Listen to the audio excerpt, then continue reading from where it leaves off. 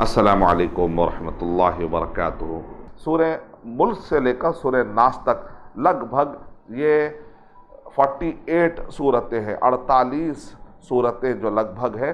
یہ ساری صورتوں کے اندر اگر آپ دیکھیں گے صراحتاً، اشارتاً، کنایتاً، ڈائریکٹ یا انڈائریکٹ، اس میں آخرت کا پہلو زیادہ نظر آتا ہے۔ ہاں، درمیان میں اللہ تعالیٰ نے رسالت کا بھی ذکر کیا ہے، درمیان میں اللہ سبحانہ و تعالیٰ نے وحی کی امپورٹنس کیا ہے، اور اسی طریقے سے اچھے اخلاق کی اہمیت کیا ہے، اس کا بھی ذکر آتے رہے گا۔ لیکن توحید، رسالت، آخرت کا بھی ذکر آتے رہے گا، لیکن غالب حصہ اگر آخرت کے بارے میں ڈیٹیل پڑھنا اگر آپ چاہتے ہیں تو سورہ ملک سے سورہ ناس تک ضرور پڑھیں۔ اور سورہ ملک سورہ نمبر 67، اس کے بعد سورہ قلم سورہ نمبر 68، اور اس کے بعد سورہ حاقہ سورہ نمبر 69، اور سورہ معارج سورہ نمبر 70۔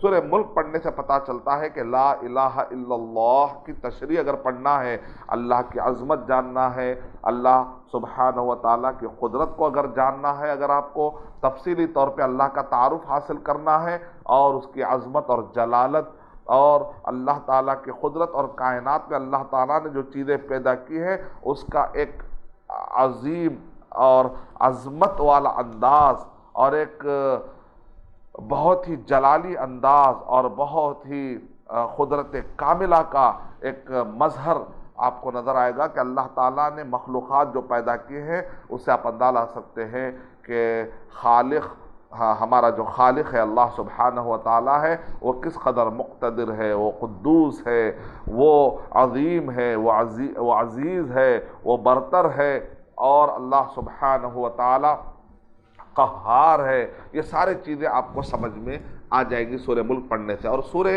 قلم پڑھنے سے محمد رسول اللہ کی تشریح نظر آتی ہے۔ سورہ ملک کے اندر آپ کو اللہ کا توحید کا تعارف ہے، اور سورہ قلم کے اندر رسالت کا تعارف ہے، اور سورہ حاقہ کے اندر آخرت۔ یعنی دعوت جب بھی دی جاتی ہے، اگر آپ نے تین چیزیں بیان نہیں کی تو آپ نے دعوت کا حق ادا نہیں کیا۔ توحید، رسالت، آخرت، توحید، رسالت، آخرت۔ اگر آپ نے یہ تین چیزیں بیان نہیں کی تو آپ نے دعوت کا حق ادا نہیں کیا۔ توحید، رسالت، آخرت، دعوت کے اندر یہ ٹاپک آنا ہی آنا ہے۔ کوئی بھی ٹاپک چھیڑے لیکن اینڈ میں مدعو کو آپ نے توحید، رسالت، آخرت نہیں بتایا تو آپ نے کچھ بھی نہیں بتایا، آپ نے حقیقت میں کوئی چیز آپ نے بتائی نہیں۔ اس کا کم سے کم بنیادی طور پر کچھ نہ کچھ تو تعارف ہو جانا چاہیے، آپ کے دل میں نیت ہونی چاہیے، یا کم سے کم آپ کے دل میں نیت ہونی چاہیے کہ پہلے میں دوستی کر رہا ہوں تو پھر مجھے یہ بتانا ہے، اس کا حق ہے، ایک مدعو کا حق ہے، کم سے کم یہ نیت تو آپ کی ہونی چاہیے، تب جا کے آپ دعوت کا حق ادا کرنے کا ایک راستہ اپنا سکتے ہیں۔ تو توحید، رسالت، آخرت، کیونکہ آگے داعی کا ذکر آنے والا ہے، مدعو کا ذکر آنے والا ہے، تو اس وجہ سے اس سے پہلے دعوت۔ تو سورہ ملک میں توحید کا ذکر، سورہ قلم میں رسالت کا ذکر ہے، سورہ حاقہ میں آخرت کا ذکر ہے، اور سورہ معارج میں آخرت کے مزید تفصیلات کا تکملہ ہے، اور ساتھ ساتھ میں نیک لوگوں کے صفتوں کا، اور نیک لوگوں کے جو صفات ہوتے ہیں، جیسے سورہ مومنون، اس لیے علماء کرام کہتے ہیں سورہ مومنون اور سورہ معارج کو اگر ملا کر پڑھ لیا جائے، اور عباد الرحمن جو سورہ فرقان کے اندر ہے، اگر یہ صفتیں ملا کر پڑھ لی جائے، سورہ بقرہ سورہ نمبر 2 کے آیت نمبر 177 کے اندر لیس البر ان تولوا، یہ جو آیت ہے، اور اسی طرح سورہ نساء سورہ نمبر 4 کے آیت نمبر 36، اگر ان آیتوں کو ملا کر پڑھا جائے تو ایک مومن کے اندر کیا صفتیں ہونی چاہیے، کیا کوالٹیز ہونی چاہیے، وہ ساری کوالٹیز کو اگر آپ جمع کر لیں گے تو سرخرو ہو جائیں گے انشاءاللہ۔ سورہ ملک میں اگر آپ غور کر کے دیکھیں گے تو سورہ ملک کے اندر کائنات جو نظر آتی ہے اس کے بارے میں ذکر کیا گیا، اور کہا انسان کو دعوت دی گئی کہ تم بار بار دیکھو اس آسمان کی طرف، کیا اس میں کوئی تمہیں دراڑ نظر آتی، کیا سوراخ نظر آتا ہے، یہاں تک کہ تمہاری آنکھ تھک کر لوٹ جائے گی۔ یعنی اللہ تعالیٰ نے جو چیزیں بنائی ہے اس کے اندر کچھ بھی عیب تم نہیں نکال سکتے۔ تو اللہ سبحانہ و تعالیٰ کتنے عظیم ہوں گے، اللہ تعالیٰ کی شان کتنی اونچی ہے، اور کتنے وہ عزیز ہے، کتنے وہ غالب ہے، اس سے آپ اندازہ لگا سکتے ہیں۔ یہ ہے اللہ سبحانہ و تعالیٰ کی عظمت کے بیان کرنے کا۔ اور دنیاوی آسمان کو اللہ تعالیٰ نے تاروں سے سجایا، کیونکہ تاروں کا مقصد ہے راہ دکھانا، تاروں کا مقصد ہے دنیاوی آسمان کو جگمگانا، خوبصورت زیب و زینت والا بنانا، اور اسی طریقے سے یہ تاروں کے ذریعے سے شیطان کو جو ہے مار بھگانا، یعنی شہاب ثاقب کے ذریعے سے مار بھگانا۔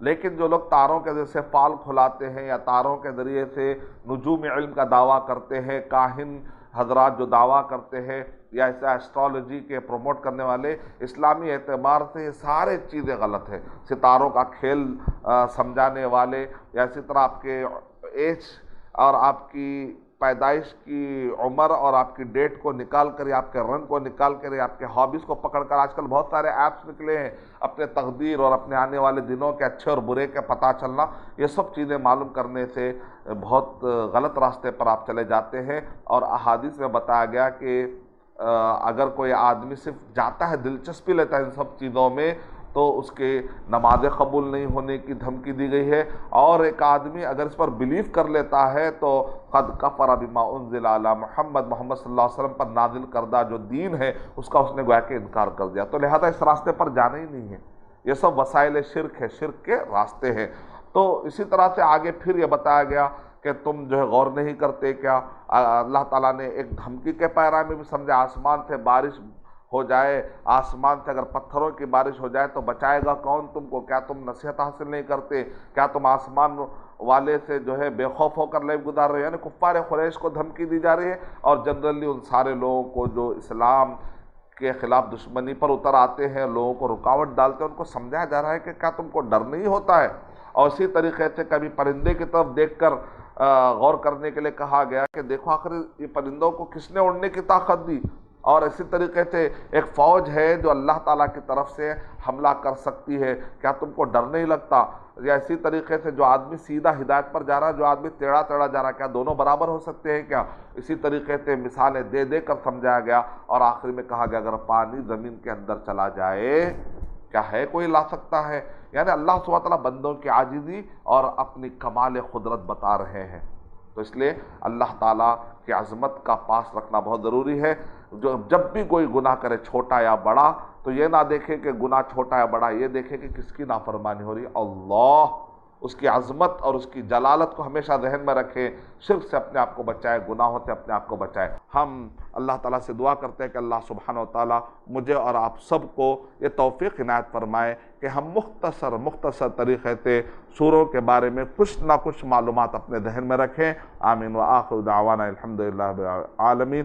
السلام علیکم ورحمۃ اللہ وبرکاتہ۔ اور مزید ویڈیوز کو دیکھنے کے لیے آپ ہمارے یوٹیوب چینل کو سبسکرائب کریں۔ فجزاکم اللہ خیرا۔ الدعوة نور وضاء تجلو ظلمات الحيران، منهج خير الناس جميعا لا يبلى عبر الأزمان.